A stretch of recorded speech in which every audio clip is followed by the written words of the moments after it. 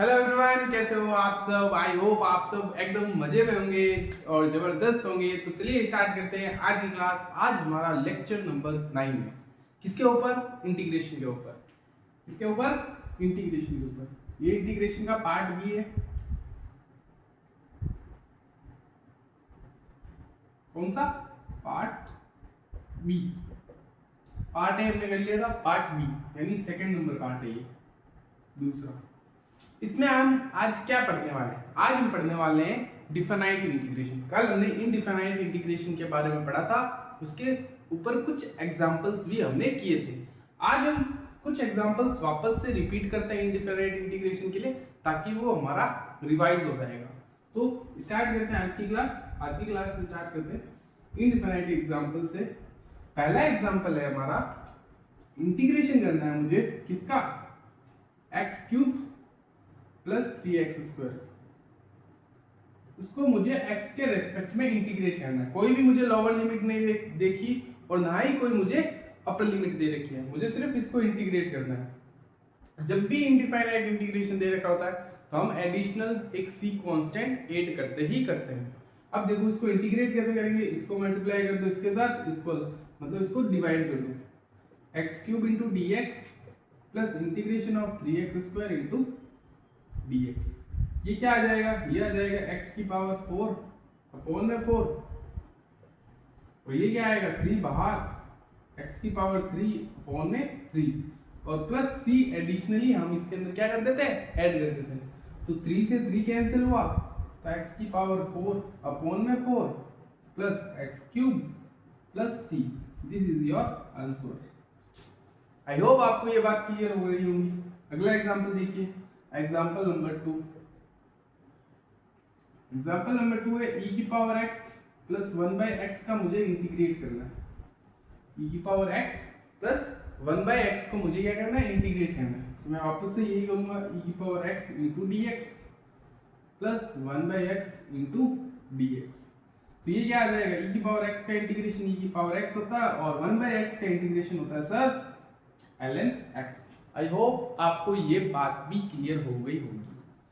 अब एक और एग्जांपल देख लीजिए। सर मुझे तो इंटीग्रेशन करके बताओ sin x plus cos x का। किसके रेस्पेक्ट में? x के रेस्पेक्ट में। तो ये कैसे होगा? Sir sin x into d x का integration plus cos x into d x का इंटीग्रेशन। तो ये हो जाएगा sin x का इंटीग्रेशन क्या होता है? माइनस का cos, माइनस का cos। sin x का डिफरेंशिएशन होता है सर cos, लेकिन sin x का इंटीग्रेशन होगा वो माइनस का cos, प्लस cos x का इंटीग्रेशन सर होता है sin x।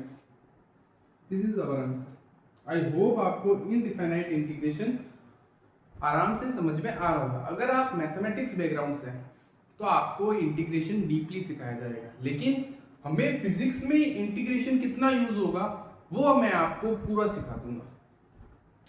आगे हम पढ़ते हैं डिफाइनाइट इंटीग्रेशन। डिफाइनाइट इंटीग्रेशन अब क्या होता है, आगे बात करते हैं डिफाइनाइट इंटीग्रेशन। आई होप आपको चीजें क्लियर हो रही होंगी। अब बात करते हैं हम, अगला टॉपिक हमारा definite integration. Definite integration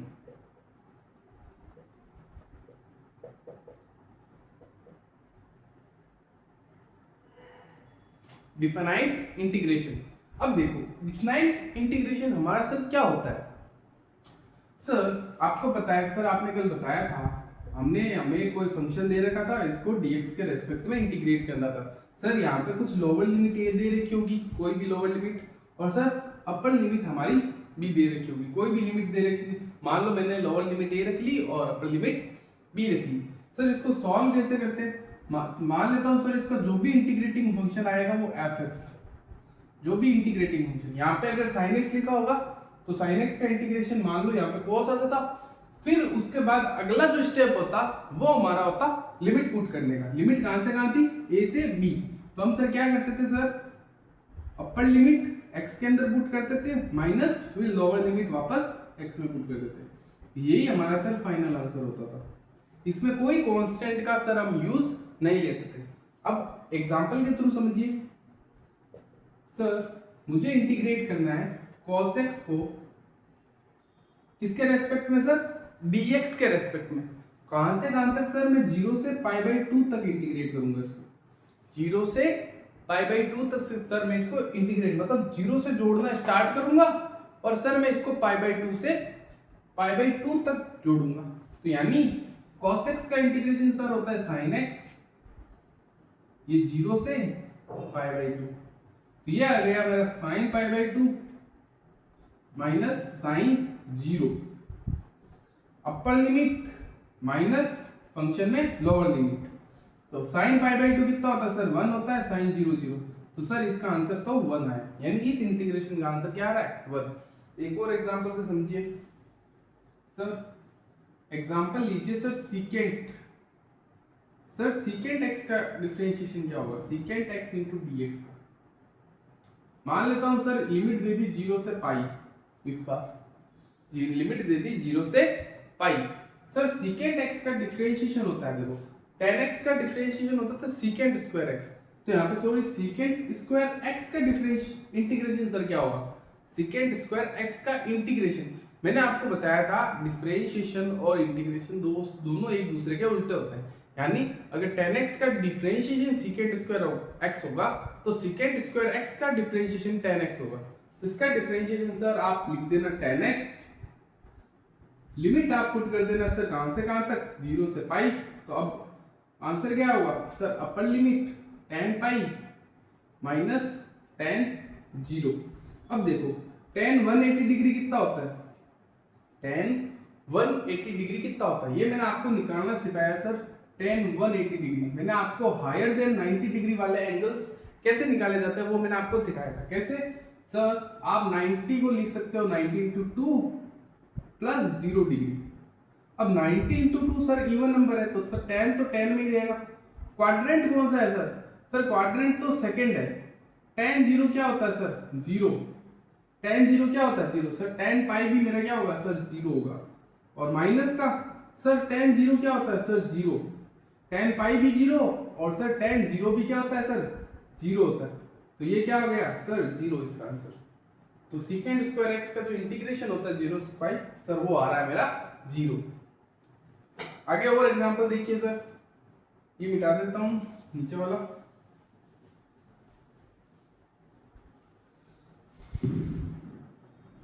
example number मेरा 3,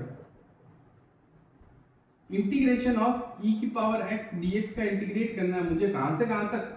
मान लेता हूं मैं इंटीग्रेट करना हूं सर 2 से 3, मुझे एक नंबर है 2 से जोड़ना है और 3 तक जोड़ना है, तो e की पावर x को इंटीग्रेट करना है। तो सर इसका इंटीग्रेटिंग फंक्शन होगा सर e की पावर x। क्यों, क्योंकि e की पावर x का इंटीग्रेशन तो सर e की पावर x ही होता है, तो e की पावर x। आई होप आपको क्लियर होगी चीजें। 2 से 3 सर हमें इंटीग्रेट करना है, तो अपर लिमिट पुट कर दो इसके अंदर, सर e की पावर 3 माइनस e की पावर 2, सर ये इसका आंसर हो जाएगा। सर अगला एग्जांपल, क्या सर इतने सिंपल क्वेश्चन ही फिजिक्स में होते हैं। फिजिक्स में आपको इसकी एप्लीकेशन यूज होगी, कहीं ना कहीं फिजिक्स में कुछ ऐसे क्वेश्चंस करेंगे जिनमें कहीं ना कहीं सिंपल इंटीग्रेशन हमारा बहुत यूजफुल होगा। अगर उस टाइम आपको इंटीग्रेशन नहीं आता होगा तब आपका एक 4 नंबर का क्वेश्चन पूरा छूट जाएगा। भले ही आपको उस चैप्टर का वो टॉपिक आता हो, अगर उस चैप्टर में ये इंटीग्रेशन यूज हो रही है, अगर वो इंटीग्रेशन ही आपको नहीं आती होगी तब आपका वो क्वेश्चन आपके हाथ से चला जाएगा। इसलिए इंटीग्रेशन और डिफरेंशिएशन, बेसिक इंटीग्रेशन डिफरेंशिएशन सीखना हमारे लिए इंपॉर्टेंट बनता है। फिर एग्जांपल नंबर 4, अगर आप नीट के बैकग्राउंड से हो, नीट बैकग्राउंड से हो तो आपको जनरली सिंपल इंटीग्रेशन और सिंपल डिफरेंशिएशन से ही सवाल आते हैं, ज्यादा हाई लेवल सवाल आपसे नहीं पूछे। अगर आप मैथमेटिक्स बैकग्राउंड से हो तो आप जब 12th क्लास में आ जाओगे, जब आप 12th क्लास में आ जाओगे तब आपको इंटीग्रेशन इतनी पढ़ाई जाएगी तो ये इंटीग्रेशन आपके लिए हलवा लगेगी, कुछ भी नहीं होगा इस इंटीग्रेशन। आपको तो ये दिमाग में रात को सोते सोते ही आपको ये याद हो जाएगी। अब देखो इंटीग्रेशन हमें करना है sir x square plus 3x dx के रेस्पेक्ट में। सर कहां से कहां तक, मैं मान लेता हूं इसको जोड़ रहा हूं 2 से लेके 6 तक।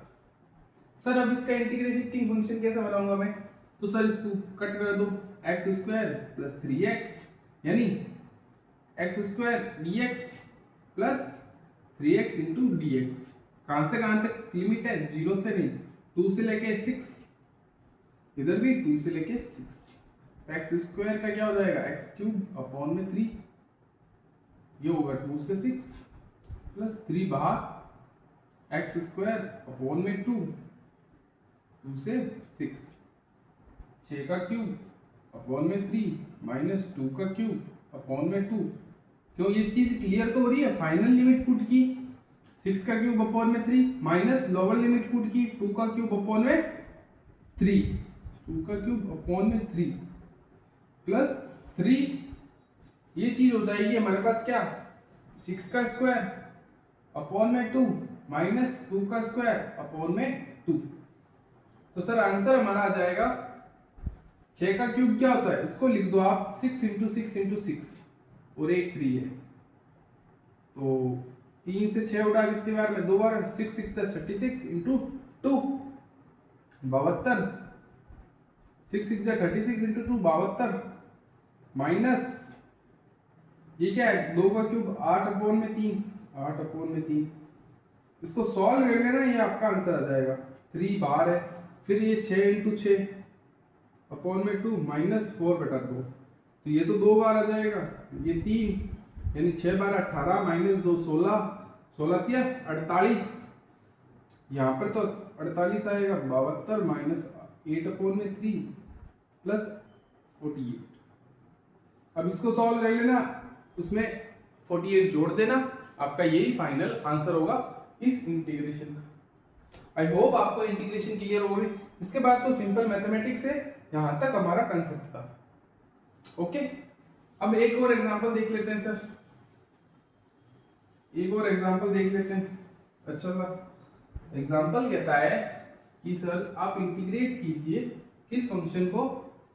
मुझे ln x प्लस e की पावर x फंक्शन को इंटीग्रेट करना है सर dx के रेस्पेक्ट में। ln x प्लस e की पावर x को इंटीग्रेट करना है dx के रेस्पेक्ट में। मान लेता हूँ लिमिट दे रखी है सर 0 से 5, लिमिट दे रखी है 0 से 5। अब देखो ln x को सबसे पहले सर आप उनको अलग अलग कीजिए, ln x into d x plus e की power x into d x, 0 से 5, 0 से 5 लिमिट। ln x का इंटीग्रेशन सर हमें पता है 1/x होता है, 0 से 5 प्लस e की पावर x का इंटीग्रेशन सर क्या होता है? e की पावर x ही होता है सर 0 से 5। अब देखो 1 अपॉन में हायर लिमिट हमेशा x में रखनी है। लिमिट किसके अंदर रखनी है? जो वेरिएबल हो, जो वेरिएबल होता है उसमें हमें लिमिट रखनी होती है। तो 1/5 माइनस का 1/0 प्लस e की पावर 5 माइनस e की पावर 0, तो ये क्या आया?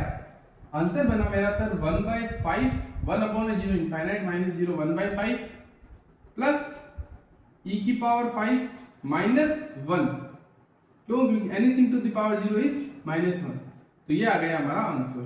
तो इसको और तरीके से सॉल्व करते हैं, तो 1/5 माइनस 1 प्लस e की पावर 5, तो ये आ जाएगा सर हमारा माइनस का 4/5 प्लस e की power 5। This is our answer. ये हमारा क्या हो गया?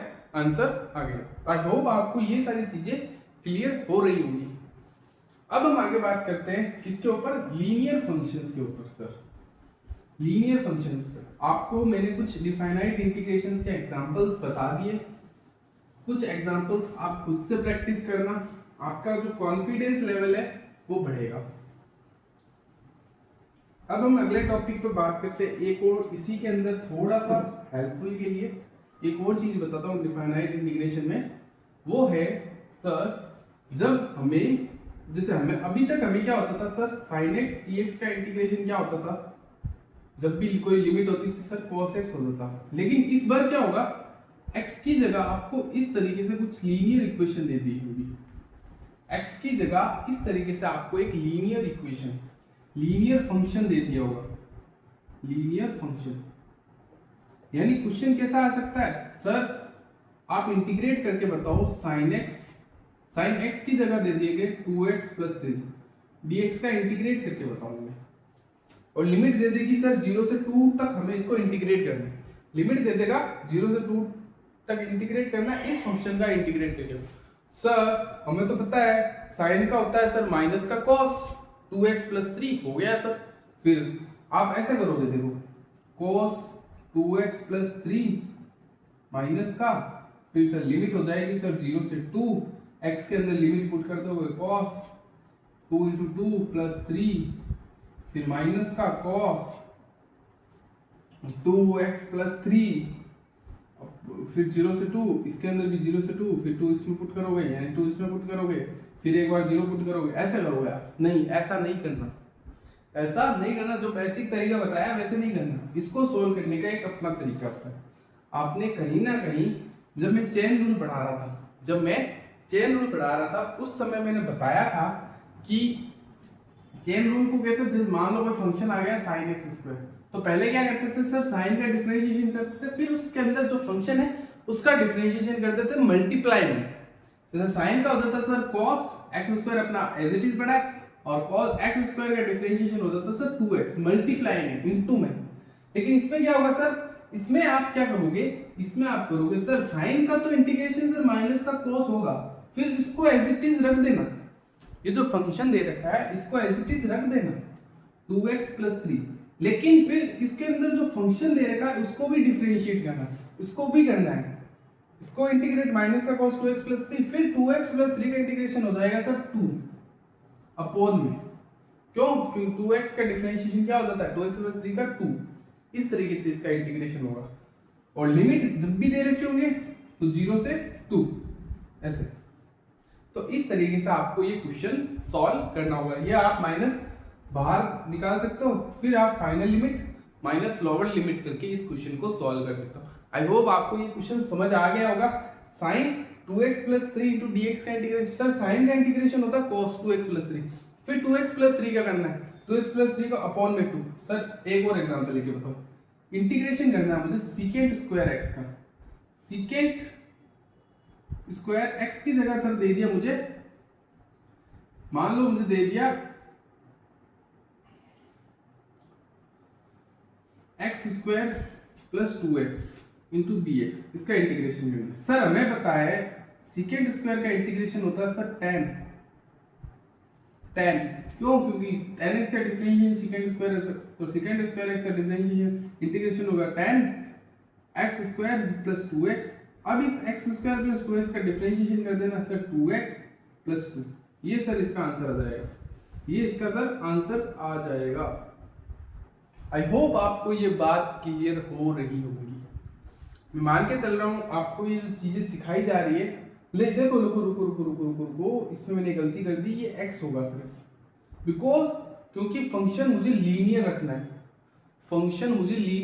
लीनियर फंक्शन होगा तभी ये होगा, लीनियर फंक्शन होगा तभी होगा। जब डबल फंक्शन होगा ना तब दूसरा मेथड हो, उसमें इंटीग्रेशन बाय सब्स्टिट्यूशन मेथड लगाना होगा। यहाँ पे सिर्फ x है, अगर सिर्फ x होगा तो x का 1 हो जाएगा।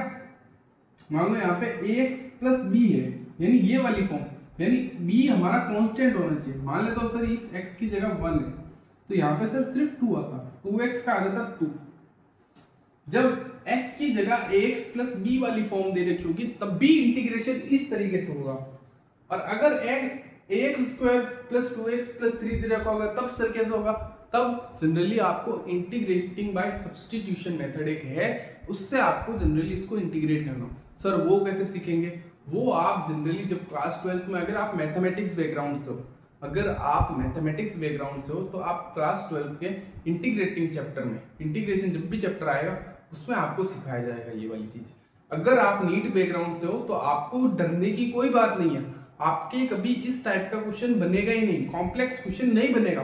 ज्यादा से ज्यादा कॉम्प्लेक्स बनेगा तो वो लीनियर फंक्शन में आ जाएगा, आपको कभी भी क्वेश्चन क्वाड्रेटिक में नहीं पूछेंगे। तो आपको लीनियर फंक्शन दे रखा होगा, यहाँ पे 2x की जगह आ जाएगा 4x + 5, तब सर इसका क्या होगा, सर 4 हो जाएगा, x की जगह क्या आ जाएगा, सर नीचे 4 आ जाएगा। तो आपको ये चीजें क्लियर होनी चाहिए। अब देखो, जैसे मैं एक और एग्जांपल लेके बता देता हूँ। सर इंटीग्रेट कीजिए,